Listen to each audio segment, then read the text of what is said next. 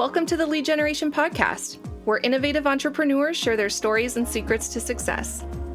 It's time to take your digital marketing to the next level with your host, Bob Sparkins.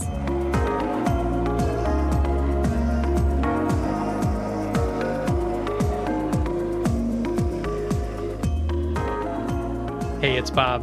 I'm a huge fan of classical music, so it's a real treat to bring today's guest to you. Carmen Morin is a highly acclaimed classical pianist who has performed on stages around the world. Today, she's sharing lessons she's learned as a performer, teacher, music school owner, and business coach. Be sure to check out leadpages.com/podcast for the show notes and transcripts from this episode, along with a video of Carmen playing a Cloud WC piece with the beauty of Alberta, Canada as her backdrop. Let's get to it. Carmen, it is so great to get the chance to have this conversation with you for the Lead Generation podcast. Great to be here. Thank you for having me, Bob.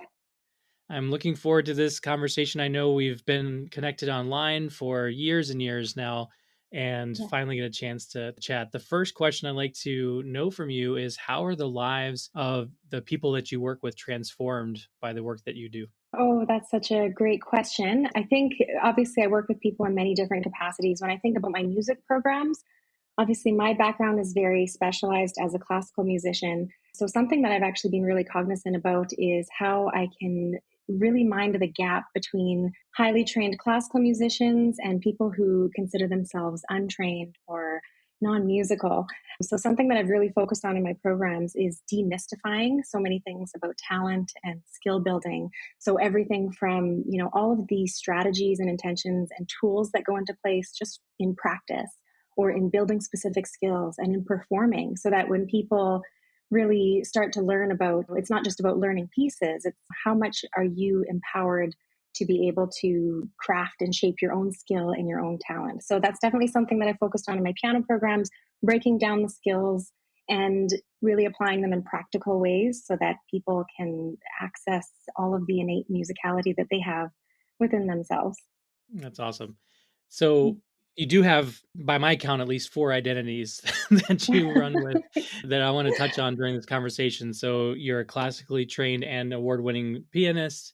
You are a teacher of music to students in Calgary and I'm sure other places now. You also are now the director of a music organization with faculty that you work with.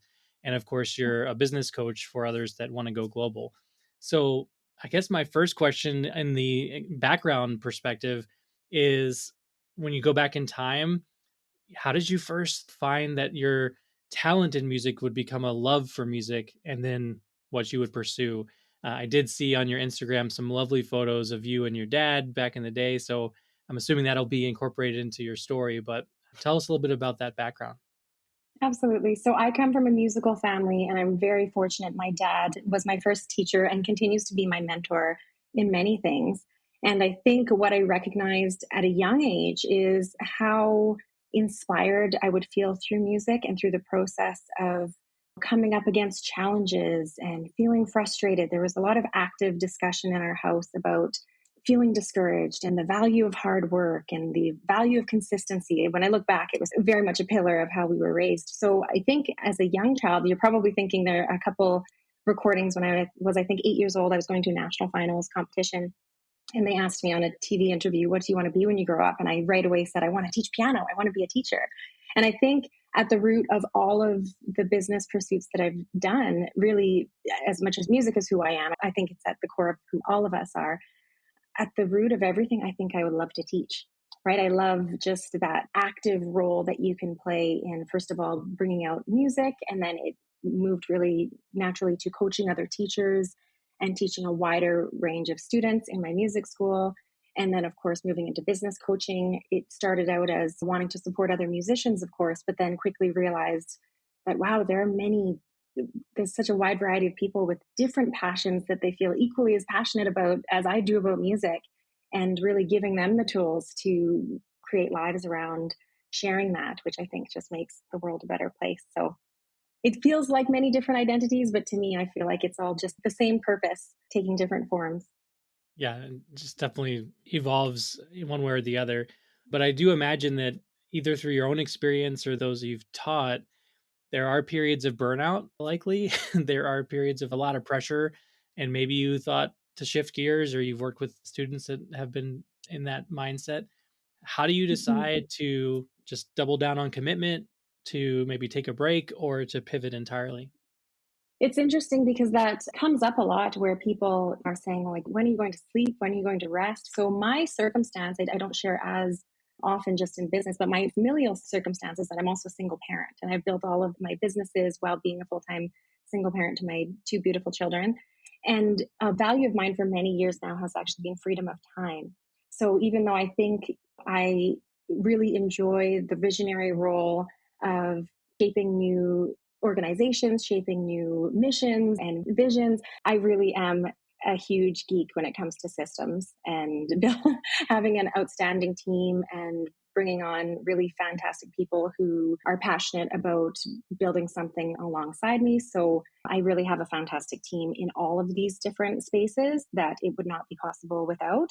And I'm definitely not a one woman show. I'm the projector. I like to be the visionary. But then there are a lot of people behind the scenes that are allowing me to build one thing at a time. And then when that is out of its baby stages, then I can feel confident that I'm still doing the responsible thing by moving to something new only when it's time.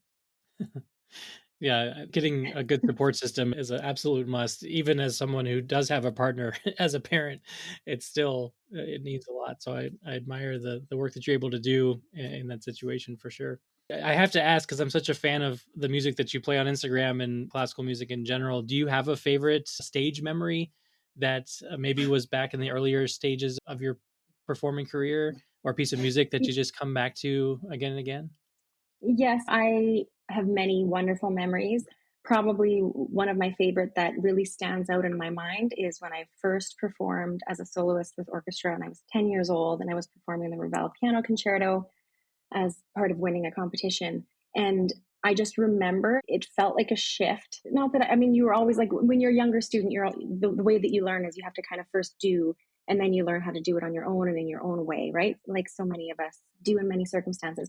But that was probably my first shift where I was like, get me out on this stage. I want to get out there. I have something to say. I just remember thinking, kind of owning how I was doing everything. Little 10-year-old me in my little fluffy dress, but I was I think that was probably one of my memories where I really felt just this spark and fire that it just felt magical, really, to be connecting with all of these people and just feeling, I mean, those who are, everyone when they have their different passions, but that feeling when your chest is kind of on fire and you're really just channeling a lot to those around you.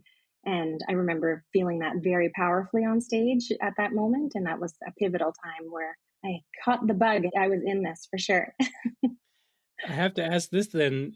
Some people look at that and they're like, I'd be scared out of my mind. And then there's others that are using that as that fuel to say, I want more of that. How do you help your students now to overcome what could be conceived as stage fright? And otherwise, it's just a precipice, right, of taking a leap. Yeah, and I think something that we talk again very actively about in performance training and mental training is that it's not different. It's not that you don't feel the fear. It becomes that adrenaline ends up being something that you rely on. You think of it as excitement. You know that there are hormones coursing through your veins that are going to make you even more alert than you could possibly be when you were just practicing. It gives you that edge. We talk about this very regularly. It's not that you don't get those feelings when you go out on stage. You just are little deconditioned to know that this is all part of it. And when you are on that cusp of feeling that edge and that excitement and that nervousness, really you're on the cusp of sealing and solidifying something new within yourself through that experience, right? And you can't go through that unless you push past that feeling. So it ends up just being something that you embrace. Of course, we would all love to just feel entirely in control and like we can tell the future. It ends up just helping you to build more trust in your skills and your ability to adapt and all of the training and experiences that you have before that. So it's not that it goes away and it's not that I wasn't afraid on that stage, but it was that fear that you lean into and it's very valuable is the thing. I'm reminded of a quote from a gentleman named Fritz Perls who said, "Fear is excitement without the breath in it." Mm. And I always Oh, think back to that beautiful. whenever I get that like edge of, am I feeling this as a fear, or just can I take a breath and go full tilt to it? Beautifully said. Yep, because I try to reframe fear and nervous as excitement, right? Fear is without the breath in it. That's very nice. I might borrow that quote for Please students. do, Yeah. because I do all the time. Yeah. So, as a performer, you've been on some great stages. You're recognized by Steinway Hall of Fame, all that kind of groovy stuff. How did you decide to make teaching of your skill part of who you are as a musician? It's funny. I feel like teaching was always first for me. And in teaching, I think it's even, coming full circle to things like business coaching. I really do feel that when you can teach something, you understand it more deeply than ever experiencing it, right? There's that, I think it's an Einstein quote. I should really find out because I use it a lot. But if you can't teach something to a 6-year-old, then you really don't understand it yourself, Mm. right? If you can break things down and really understand tools of how things work, it's one thing to be good at performing, but it's another thing to be able to break it down and say, here's exactly why that performance went well, and here's exactly why that performance didn't go well. That's an entirely different skill. So I feel like I was always, even before opening my school, I taught at our university here in Calgary, Memorial University, and performing was something that I obviously still love and will always love. But I feel like the teaching was always coming first. And even my continuation of performing was really being mindful of, I'm committed to my students, but I have to keep developing myself as a performer and as a musician if I'm going to continue to teach, right? So it just had this healthy synergy that brought out great success in both, luckily. And but I think I continue to look at both sides of those as just that growth mindset of you're always improving and you can't stagnate. Just because I have all those tools to teach this level doesn't mean that I'm done, right? You're never done. Yeah. That reminds me of my worst quote that I think should be rid from the world, which is those that can do and those that can't teach. Just frustrates me to, to no end, because you need to know all the mechanics to really help transfer the knowledge from one to the other, right? Oh, 100%. Yeah, I agree with that quote. Is it makes you wonder who said that quote and what their skill set is, right? Because to have the highest level of awareness and understanding of something, you have to be able to teach it. And if you don't, then you don't. You're still working to get there, right? So I agree. So you now have this director role of music school. Some folks who are really good at what they do, they kind of keep it to themselves, and others kind of lean into Mm. collaboration. What made that shift for you possible, and how do you see that as a major part of your career trajectory? First of all, I love collaboration. That's one of my favorite words. I think everything that we do, even when we teach our private piano students, we're always letting the parents know this is a collaborative experience. So collaboration is huge. I personally believe, and feel like I have experienced that all creativity, all learning, all growth, I look at everything as a flow, a channel of a river, right? So anytime that I block and I stop sharing things out and stopping that flow and I try to save it all for myself or keep my secrets and all of those different things, less flows to me. So the more that I flow it out, channel things to others, support others, I definitely more flows to me. Like I think it's just a natural, healthy way to exist, share what we have, and there's no fear of anything because the stronger that current is, the more it just flows in my direction for all things. So definitely, feeling that inspiration of how you can support students. But what I've also had happen in my role owning my private music school is my students that I've taught since they're 5, now they're in university and they're teaching piano, right? And it's like, I'm here. We are still working together. Let me show you how to teach. Let me show you how to get your students to be prepared. It's just the same principles, the same energy flow. That's really cool. I'm fascinated by that Mhm. journey that you've had. And I want to know, has there been something that you've had to learn or better to unlearn to become better as a director of your private and owner of your private school versus performing and teaching? Oh, absolutely. I think starting my school and just being a small business owner, and what we talked about at the beginning of this interview is relying on the system and the support and the team around you. I think when you are performing, especially as a pianist, we do chamber music, but often most of my performing has been as a soloist. Like you are on stage, it is you, it is like on you. If you're going to get yourself in or out of any situation, it's all on you, right? And your practice time is alone. It's a mental game, it's a mental discipline, it's all of these things. working as a small business owner, and we've got a team of about 43 teachers on faculty, and then our staff, is knowing what your role is and then knowing how to step out of the rest of the team's way. So not micromanaging, letting other people shine through in their own unique ways, because there's so much that I can learn from them, from having this team around. So I think that was one where now I rely very heavily on systems, but probably my first 3 or 4 years of business, the school's been open for about nine and a half years now. It was just me doing everything, right? Which I think lots of self-employed business owners do way too much. And if I could go back to 10 years ago, Carmen, I would say this is meant to be a group project in many ways. Was there a time where you shifted from only providing piano at your school and then all these other instruments that I see at your studio now? Or from beginning, did you say, let's bring the whole orchestra in, basically?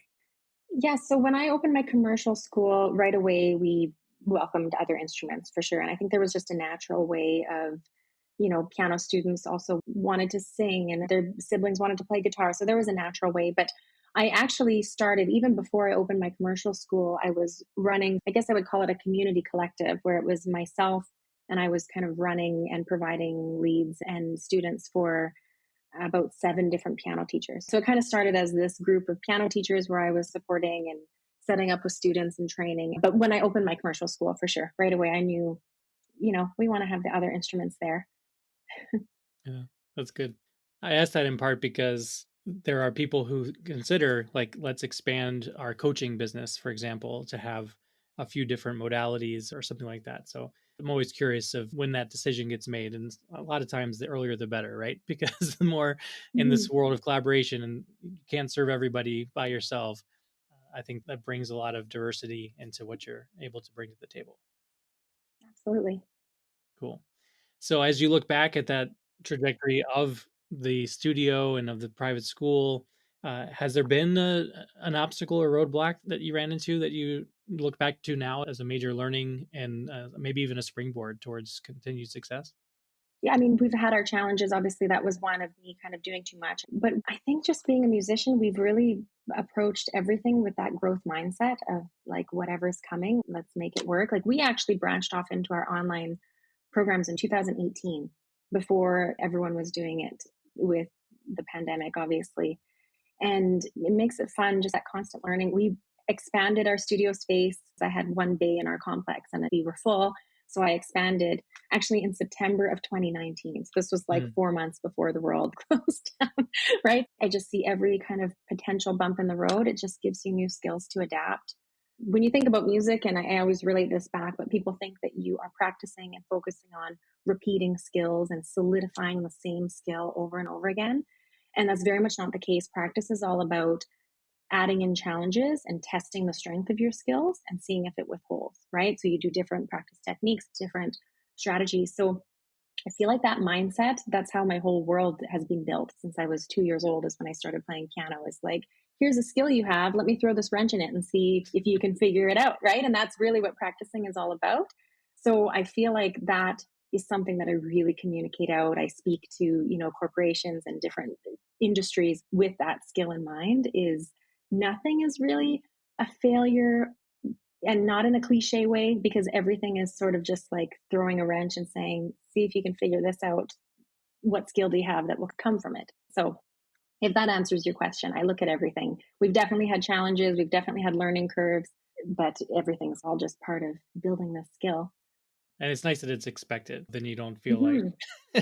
it comes out of nowhere. You just expect some stuff's going to come up. And I think of the violinists whose strings break when they're in the middle of a Tchaikovsky concerto, right? It's just like you got to keep 100, doing what you got to do, right? 100%. Or have you seen that video where there's the flautist and the butterfly lands on her nose? Have you seen that on the I have internet? not She's in the seen middle that. of, I think she's in like of the finals of a competition, and it's an outdoor fest, and literally a giant, beautiful, like monarch butterfly lands on her nose and she just keeps playing. It's one of those things when you go out and perform. From childhood, it would always be told from my dad and from other teachers, it's not what will you do if something happens? It's when something happens, Mhm. how will you adapt and get out of it, right? So I think that when I think of what I'm thankful for, obviously in music, but the training itself, you can tackle anything because you have this framework to do so.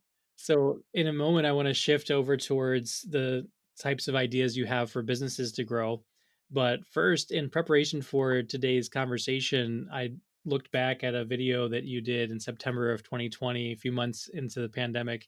You're in the middle of Mm. a field, maybe it's the edge of a golf course. I can't quite tell. And you're playing a WCPs in the middle of the mountain landscape of Calgary. Like, I just want to know what's the story behind that video, because it seems like it's a beautiful video in the first place, but it had to have a vision and then an execution, and then there's drone stuff going on. So just what's the story behind that video? That was a lot of fun. I've got lots of projects in the works, obviously juggling everything. So I can't wait to share more like that. But that was a lot of fun. Really, where that came from is a lot of what I was speaking about at the time in my programs and in my music podcast was just about the freedom that you experience when you have the skills and the tools to just let your emotions, your thoughts flow through you. So it kind of came through this idea of freedom and experiencing freedom through music. And then obviously just a huge nature lover. So you're right, that is Stewart Creek Golf Course in Canmore, Alberta. After many different places, that's very close to the provincial park. So we had lots of different roadblocks come up with where we can shoot drone footage in the mountain like that, right? There's helipads and there's all these kind of security things. So that ended up being, we were able to find private space with the mountains as the backdrop. And yeah, it just kind of came together. It was that Debussy Reflet dans l'eau, and it was something that like it kind of came together within 3 weeks. Like it was like if you can get an audio recording, and it was like a week later I was in studio recording this piece that I hadn't played for a year or so. Like it was kind of a relearn, pick up this piece, hope I can still play it kind of thing. And then we brought the piano as a beautiful Steinway. Thank you to Steinway Piano Gallery Calgary, just huge supporters. That they had a piano that they use lots for outdoor festivals. We brought that out at about 5 o'clock in the morning. And the weekend following that, there was frost. So we wouldn't have been Mm. able to bring the piano out to the mountain. So it was kind of all these wonderful things that came together. And then finally, the piano was there and everything just went calm and quiet. And just playing, the acoustics were actually fantastic out there because you were right by the water and the mountain. And it had this really kind of magical resonance of being there. And it was lovely. The name of that piece is Reflections in the Water. So it was next to the water, and there were like this family of ducks that kept swimming next to the piano. Well, I could go on and on, obviously, but it was all rooted in freedom through music and through creativity and just a love of nature. And that's what came together. It is a really cool thing to watch. Thanks for sharing Thank the you. story. For those of you listening, we'll of course have this in the show notes for you to go take a look and enjoy it as a nice. Hey, it's Laura from the Leadpages team. We'll get back to the conversation in just a moment, but first, I wanted to invite you to explore how our website and landing page software can help you reach a wider audience and turn clicks into customers. Take a tour today at leadpages.com/tour and discover why so many entrepreneurs just like you choose Leadpages. That's leadpages.com/tour. Now, back to Bob for the second half of the episode.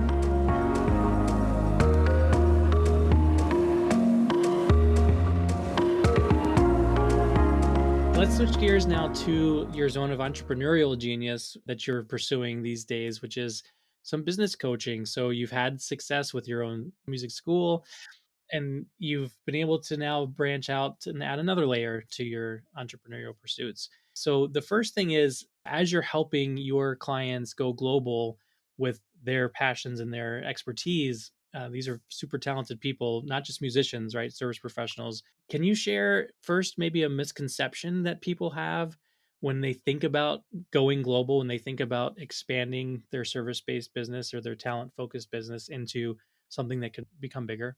Absolutely. I think one of the things that really came through is many business owners will think, okay, I'm offering my in person services local in my brick and mortar business, or I can become like an online business owner and an online entrepreneur and course creator. And that's going to involve me being a social media influencer and posting reels every day and all these different things. They really think it's one way or the other. And the reality of it is that right now, 2022, all small businesses should really leverage digital programs. I try not to say should, but really will benefit so much by leveraging digital programs, digital assets, not as a separate path on their business, but as part of their entire entity. And the power that digital programs and assets offer when it comes to automation and the way that you can grow your revenue, your global authority, your profile in the world. Really, it's so uniquely powerful when you leverage digital programs in this way. And it doesn't have to be in a way where you are going on a different path, you're shutting down your brick and mortar business. So, really, what I've been teaching small business owners and service providers is what I've done with my own business, which is create this entity where it's hybrid, where you are able to leverage what needs to be able to multiply by tens of thousands around the world, and then funnel it and direct it in a way that's entirely custom to your business and what you offer in your own services, whether that be in person, local, or live on Zoom like this. So it's been really exciting. I think the move to start offering that, it began as I'm going to help other musicians, but then quickly meeting and realizing that there are so many people who have their own specialties and niches that they are so passionate about the way I am passionate about music. And that if they just have these tools at their fingertips, they can just really take and run with it in a big way. So for those that are listening and hearing, oh, that sounds like a good idea, Carmen, what's the first step that I want to take? What are the first steps that a new person who has a professional skill set or an existing brick and mortar, they've been doing very well, but they do want to go digital, go global? What's the first step that they should be thinking about? Obviously, we have a very clear framework of how students will take their expertise and productize it in a way that is really unique and customizable to them. But what I always try to encourage business owners to do is think of the ways that you have been unique in your own business. So, avoiding the commoditization of what you do, where if I teach piano, there are tens of thousands of other people in the world who teach piano. What is unique about the way that I offer this? And if you really think about how you've built out your own solo service providing or your brick and mortar business, that has really been what has made you successful. It is not just that I teach piano, but it's the way in which I do it. It's the unique way in which I make you explore not just how to play a piano piece, but the skills that you are building. I think what happens often is people kind of strip away all of those unique elements that make them so special and make them really stand out. And they say, okay, here's an 8-module course that teaches you exactly how to play these Bach inventions. And by the end of that, you're going to be able to open up all your talent to piano. Is as a contrary, it's a matter of really infusing and maintaining those things that made you stand out in your business in the first place. And what happens is when you think in this way, not only do you create such a unique value in what you offer that even though you're entering the global market, you cannot be replicated and you've created that market of one. What happens is you're really able to go global and build this online component of your business with the same principles that you used in your small business, which is those long-term relationships, thinking of the entire journey. We had people actually in my group program who tried to build a course before with different consulting agencies, and they just made a course and then that's it. But if you think about the principles of how you built your business, if someone came to me for one piano lesson and then never came back, that's not a good sign, right? I want to think about the long-term success and the long-term value that I'm going to offer them, that collaborative relationship. All of those things are still very much possible when you move into the online world.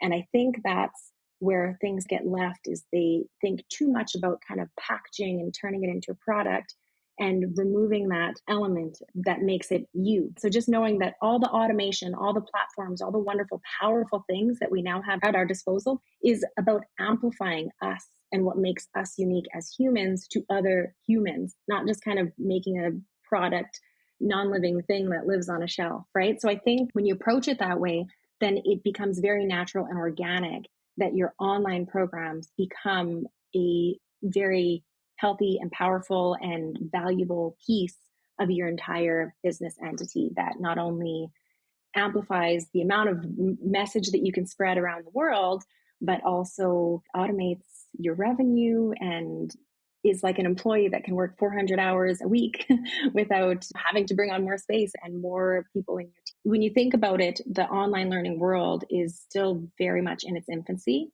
And I think for us to know the approach that I've taken in my business coaching is very similar to piano training, where it's skill-based and principle-based. So it's not just saying, here's my pages and here's exactly what I do it exactly this way. It's saying, here's why I've done it this way, and that's why it suits my business.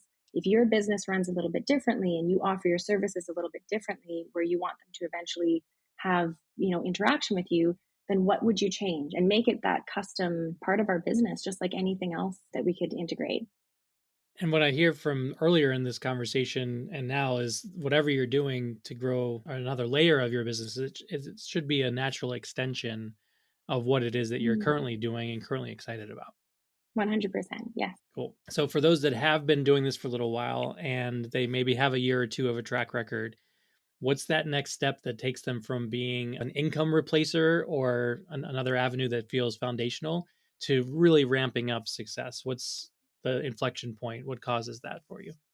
hmm I think what has really, when I really felt the turning point in because obviously I've set this all up in my own music school, is really setting up again where it fits into the entire structure. So you have this foundation of obviously generating income and this huge pool of potential customers kind of underneath everything else that you have in your existing business model.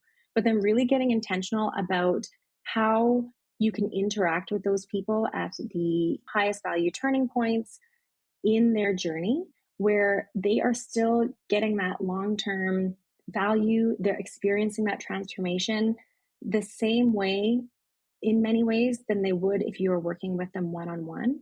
And when you're really intentional about that, it can not only it leads to more purchases and more revenue, obviously, on the practical side of things. But again, when you're approaching things like you want them to be just as successful as your local students are, you see a completely different thing take place. So just huge community, really loyal customers, building those relationships, and you're able to do it at scale because you've built things out this way, but you're not feeling like you're having to lower the quality. And so again, I think it all comes back to just maintaining what's the value that you want to offer to people and what's the transformation that you want them to experience. And when that is front of mind and you're coming at it in that way, you're able to really build something out that leverages automation, but in the ways that will still allow you to really impact your students. As you're having conversations with your students in these programs, do you dive into pricing? I often see that a lot of folks who go from the service and in person kind of work have a difficult time developing a pricing model that Mhm. works and scales and serves them at the same time. Absolutely. So we work on everything. We go from designing their offer to, of course, to pricing.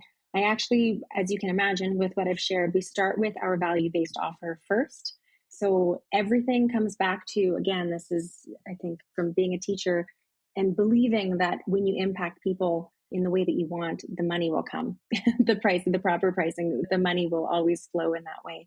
So we actually start with the value based offer. Even before the program, we design an offer that we know we are designing exactly what they need to truly be successful, to be successful long term. And from that, you end up with a very high value and unique offer that you are sure will and confident will lead them to success. And then from that, yes, we break down specific value based pricing from that. So much of what I'm working with our business owners inside Global Small Business is our first kind of potent product and really most impactful program that if we didn't do anything else, this would be something that we were happy to just have this be our only program, is on, I won't say premium because there are obviously very wide ranges of premium, but it is something that is higher touch where they are generating a healthy amount of revenue, but then also having that impact on their students. And then from there, also teaching them the strategies of how do you branch off into something lower ticket or very high end VIP premium so that they are learning these skills with the most high impact program that they can offer, and then learning how they can branch it off into different types of offers and different types of interactions with their students. Love it. So, as we wrap up our conversation, I have one final question. But before that, the penultimate question is how can people learn a bit more from you, Carmen, as someone who could teach them a thing or two about business? Mhm.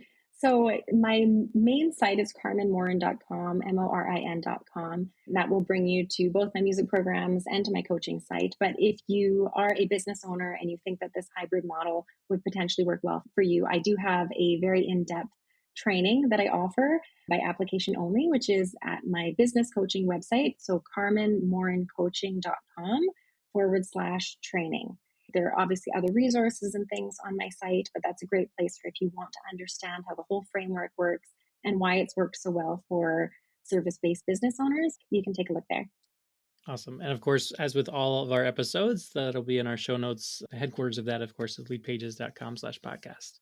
So Carmen, as we wrap up, is there a mantra or a quote that you live by or that you remind yourself of on a frequent occasion when you want to just go to that next level or just double down on focus, or something maybe you heard back in the day as you learn how to practice better? Anything that sticks out to you as a theme for your business success?